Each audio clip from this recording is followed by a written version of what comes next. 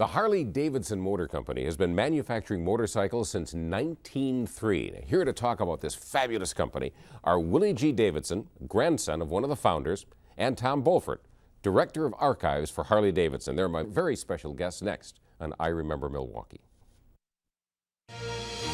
I Remember Milwaukee is brought to you in part by Elsa's on the Park, named in honor of Elsa Kopp, a German immigrant who started her own business in 1950.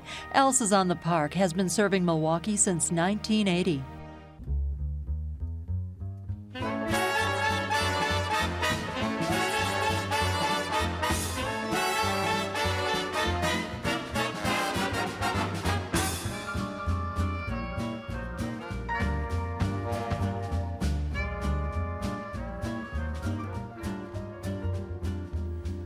Hi, I'm Jim Peck. Welcome to I Remember Milwaukee. Joining me tonight is Willie G. Davidson, grandson of one of the founders of Harley Davidson. He's Vice President of Styling for Harley Davidson. Also joining us is Tom Bolfert, Director of Archives for the company.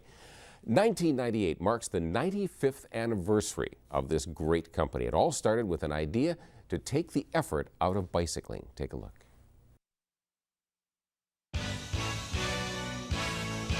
Four men, three brothers and a friend, began a legacy in Milwaukee that continues to this day. They invented and manufactured a motorcycle. It was 1903 when William Harley, William, Walter, and Arthur Davidson decided to team their skills and love for motorized vehicles to develop a new enterprise. By 1907, the company was well underway. Then the early Harley Davidson had taken on the nickname Silent Gray Fellow, gray being the standard color for the motorcycles. The company's aim was to keep motorcycling a quiet activity. Customers chose the motorcycles for recreation and racing competitions, but the Harley-Davidson motorcycles also played major roles in the two world wars. Scouting and dispatch work helped the business grow, and its reputation overseas grow as well. The company has experienced ups and downs since then, but continues to enjoy a loyal following. Harley-Davidson also has become a major player in national fundraising efforts for charities. In recent years, the Harley-Davidson reunions in Milwaukee have drawn thousands of people from all over the country and from all walks of life. The pride in Made in America continues to be shared by the company's fans.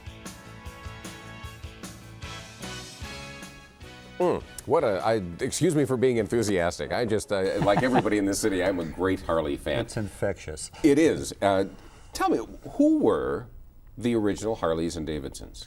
There were three Davidsons and a single Harley. The friends, all of them, got together in 1903 and basically put an engine in a bicycle. Now, what were they doing prior to putting the engine in the bicycle? They were draftsmen, designers. My grandfather worked in the Milwaukee Railroad shop. So they had pattern making experience, they had drafting, design, engineering talents, and they got together and built a bike. Yeah, there's kind of an interesting story there because the two original founders were William Harley and Arthur Davidson. They were school buddies, and they tinkered around trying to build his first motorcycle. Then they wrote to Walter Davidson, who was working in Kansas City, and said, "Hey, Walter, why don't you come to Milwaukee and take a ride on this motorcycle?" So Walter came for a family wedding, only to discover that this motorcycle only existed on paper. So he quit his job to help him, and a lot of purists kind of credit that as the real beginning of Harley Davidson Motor Company, which I believe is April 28th, 1903. Wow. And then a little bit later, Willie G's grandfather, William A. Davidson, joined the company as the fourth founder. Now, there were three Davidsons and one Harley. Correct. So why does Harley get top billing? Why isn't a Davidson Harley? Everybody asks that question. Well, I'm no different. And we have no idea. I see. I read a story once that because William Harley was an engineer and he really did a lot of the design work, that the Davidson family, even though they outnumbered him 3-1, thought, well, he should get top billing. It could have easily been Davidson Harley, and they'd be calling them Davidsons instead of Harleys. Yeah, so you have 50,000 people with Davidsons showing up in town. I don't know. It has such a ring to it. Now, how long? First of all, would I have recognized that original motorcycle as a motorcycle? You'd recognize it as a motorcycle, but you'd certainly see that it is totally different from anything that we produce today. What was it like? Well, it has a spindly look about it. I mean, it has large diameter wheels. The engine, relative to proportions, is very small. It's a handsome relationship of mechanical parts, but it's very Spartan, sparse. But even in those days, Harleys today are known as being overly built. They're bulletproof. They're been equated to tractors with stump pulling torque. But even in 1903, that first motorcycle was built more strongly or stronger than any of its competitors. Yeah, because there were other motorcycles. Oh yeah, there was quite a number. Most of them were just engines and a bicycle frame. The Harleys and Davidsons initially designed a frame that wrapped around the engine, and the engine became an integral part of the motorcycle and really strengthened it, made it stronger than it had to be for that size motor. And that is really something that's carried on to this day. Why did they do that? Their very first one really was an engine and a bicycle frame, and the frames were breaking. And a lot of the competitors' motorcycle frames were breaking because of the types of roads they had in those days, dirt roads or cobblestones, and they were brutal on early equipment. So they wanted something that was bulletproof, and they built it. In fact, one of their very, very first motorcycles in 1903, they tracked it for the next 10 years, and it logged 100,000 miles with no major repairs. Amazing. Wow. They tracked it through 4 or 5 different owners. It was incredible. Now, And we now have that motorcycle. you do. And it's in a glass enclosure in the entry to our factory, our building on Juneau Avenue. Now, jumping ahead just for a second, 95 years, is that going to be on display at the big reunion? No, it'll stay in our lobby. It's priceless. Yeah. I would think so. We have it insured for $2 million. No and it's kidding. Irreplaceable. We don't like to move that one too often. It's a wonder it isn't in the Smithsonian by now. No, we have more of a use for it than they do. It's home where it belongs. Now, about 1903, cars were just kind of getting started also. Was that competition for the motorcycle? Not at first, because cars were very, very expensive and they were hand-built. It wasn't until Henry Ford perfected the assembly line and he managed to bring prices down, where cars now were about the same price as a motorcycle. Right. What was a motorcycle cost back then, by the way? In the around 1920, a motorcycle was about $300, $350 right in there. That's a fairly substantial amount of money back then. Right. And I think the original was really designed as a people mover. What do you mean? Well, it was transportation. Right now, a motorcycle is purchased with discretionary income. It's fun. It's a sport. It's hobby. And I think in '03, which was a milestone year, you had the Wright brothers, you had Harley Davidson, and you had the Ford Motor Company. They all began in '03. Wow. And so a lot of exciting things were going on then. But I think our motorcycle became less of a people mover when we reached parity with the Model T Ford, which was mass produced. So then we had a price situation that created some choices. Right. Now, 1903, the boys got together, if you'll pardon me, and made a motorcycle. Right. How long did it take before they started making motorcycles, enough motorcycles to make a living at it? Well, by 1905, they were making 16 motorcycles. By 1906, they made 50, so they're making one a week. 1907, they made 150. So they started out in a 10 by 15 foot shack in the backyard of his great-grandfather, William C. Davidson. There's been 5 Williams with the company. Yeah. William C., William A., William H., his father, William G., and William J. So there's a lot That's of why Williams. I'm Willie G. Yeah. That's okay. Yeah. We've got a lot of equity in the William name. And of course, then it was William Harley.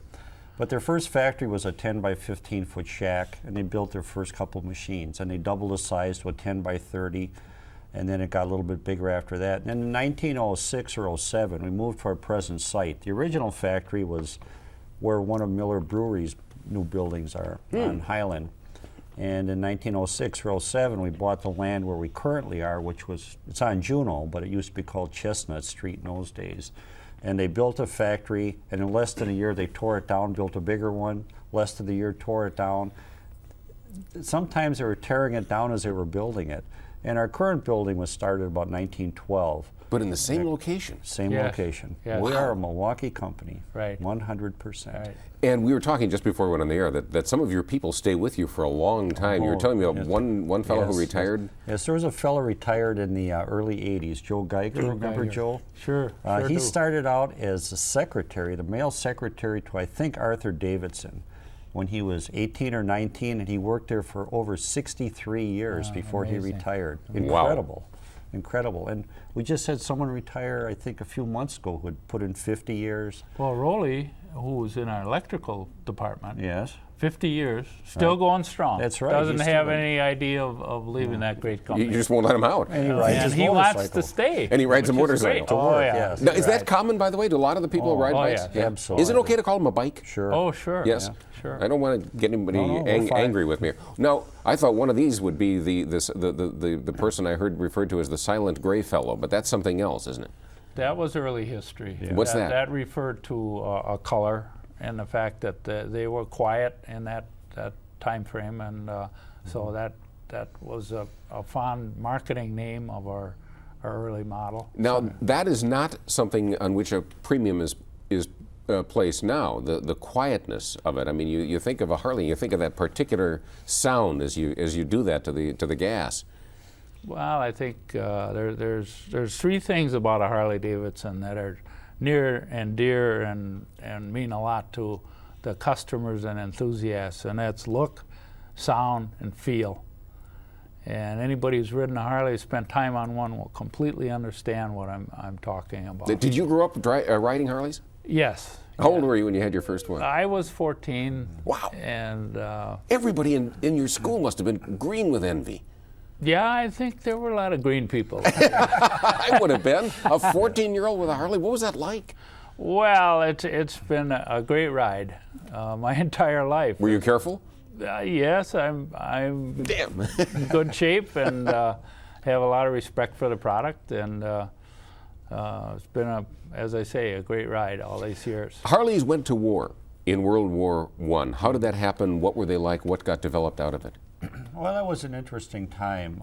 There was a great national fervor at that time, and really our association with the military went back to 1916 when Pancho Villa was raiding the Texas border towns, and General Pershing sent a telegram to Harley Davidson and says, I need motorcycles to chase this guy. So the very next day, I think we had 8 motorcycles on a train on their way to Texas. No kidding. And we followed up with some more after that, and they chased him around through the desert on motorcycles. Never caught him, though. Of course, the war broke out, or we entered the war in 1917, and we devoted about half of our 1917 production to World War I, to the U.S. military, and virtually all of the 1918 production, which was kind of different than our chief competitor at the time, which was Indian motorcycles, because they really devoted all their production to the military, and the riders and the dealers suffered as a result, and they lost a lot of loyalty. We, on the other hand, felt that our riders and our dealers deserved our loyalty, so we kept making civilian motorcycles. How were the motorcycles that went to war different from the ones I would have seen on the streets? They didn't have striping. That was it? That was about it. That was Now, about the it. ones I remember seeing in movies always had sidecars. When did the sidecar come in, and what was it used for? Oh boy, the sidecar goes back almost to the very beginning of Harley Davidson, 1905. Oh, really? But someone else made it, we didn't. We actually came out with a sidecar, I believe, in the early teens, but someone else was making it.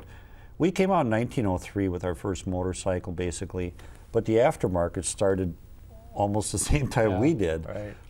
I've seen pictures of 1905 Harleys with custom forks on them Wow. to put suspension on the front. In fact, by 1907, we adopted that same fork, which was called a Sager cushion fork with spring action in it.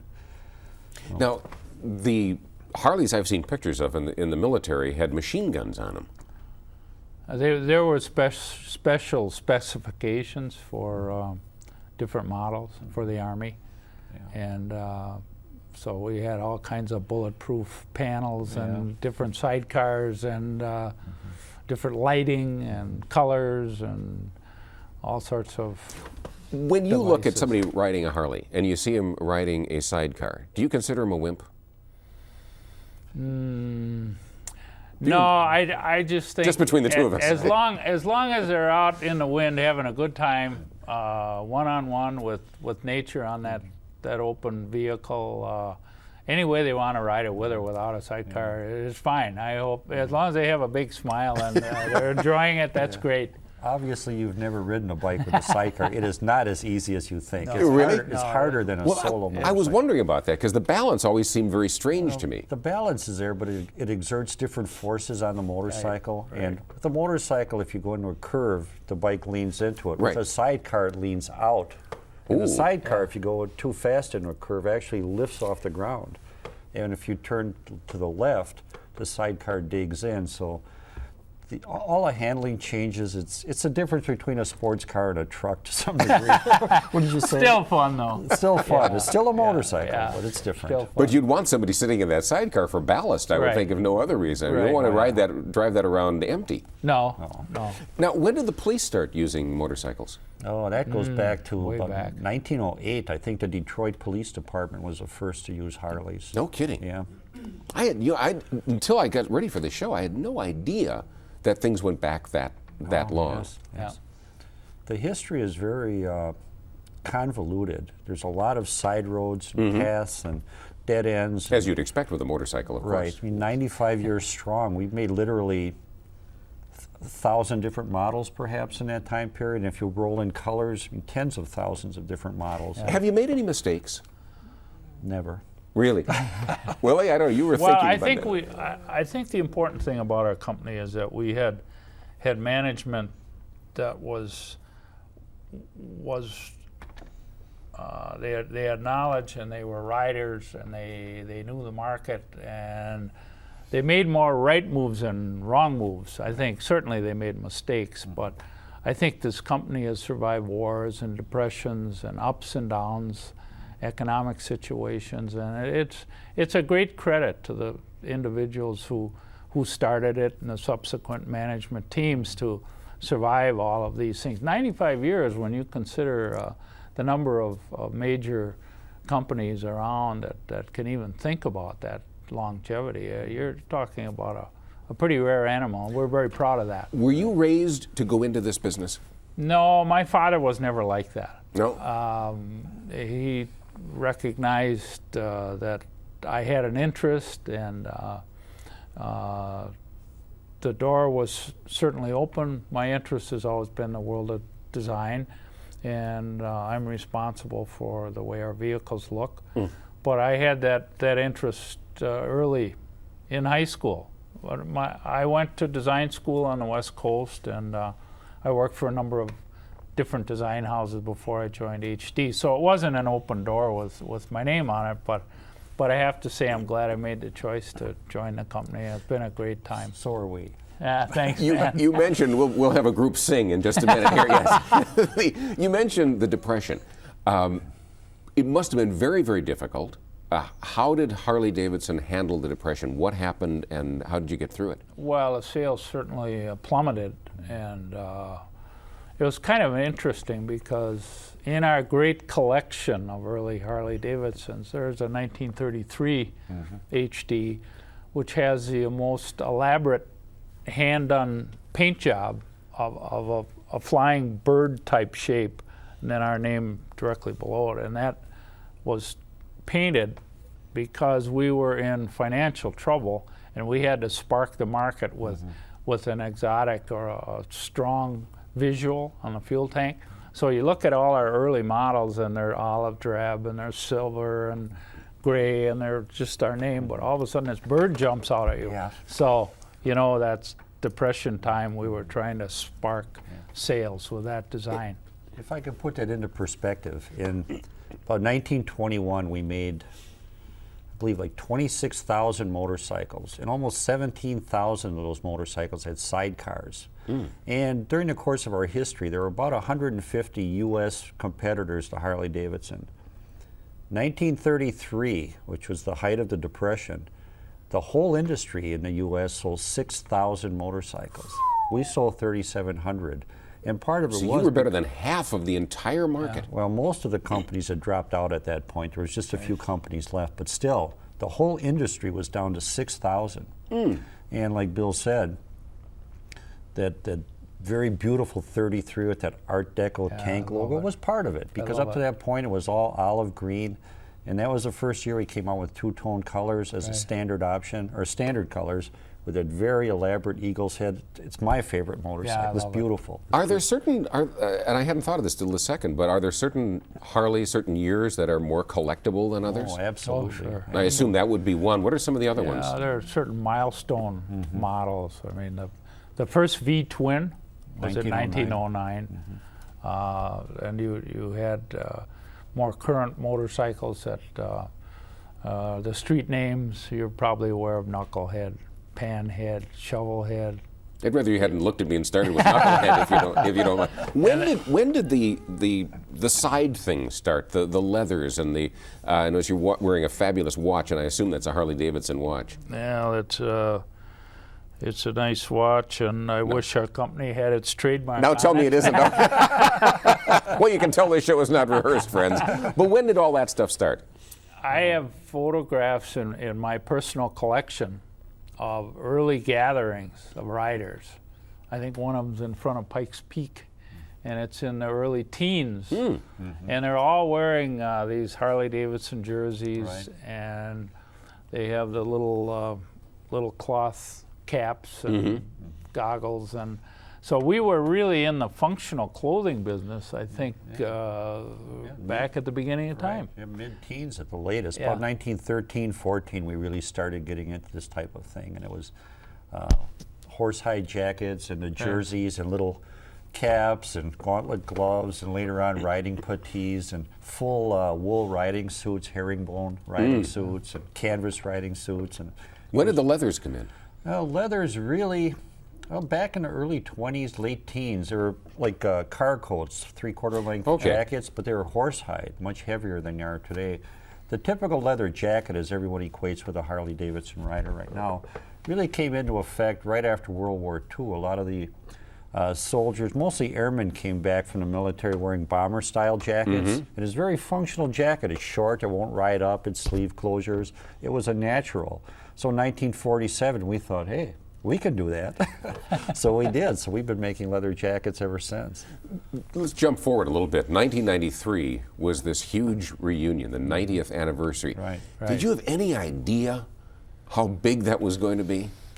I knew it would be a major event, but I had no way of really understanding the magnitude of it. And the great thing about that event is this city. Yes. Because I've talked to riders from all over the world, and their experiences in this city with the friendly people and all the help the riders had on finding places and doing things that they were welcome, they understood it. The parade was an emotional event for all of us, with the flag waving and all the people on the bridge. I love this shot that we're showing right now. Look at that, the mounted officer, and he's just directing. That's amazing. For the 90th. We wanted to bring them right back here because this is where they belong. This is where it all started. I didn't know anything about it. I was driving back, leaving California, coming back to Wisconsin, and I was just driving, and I would see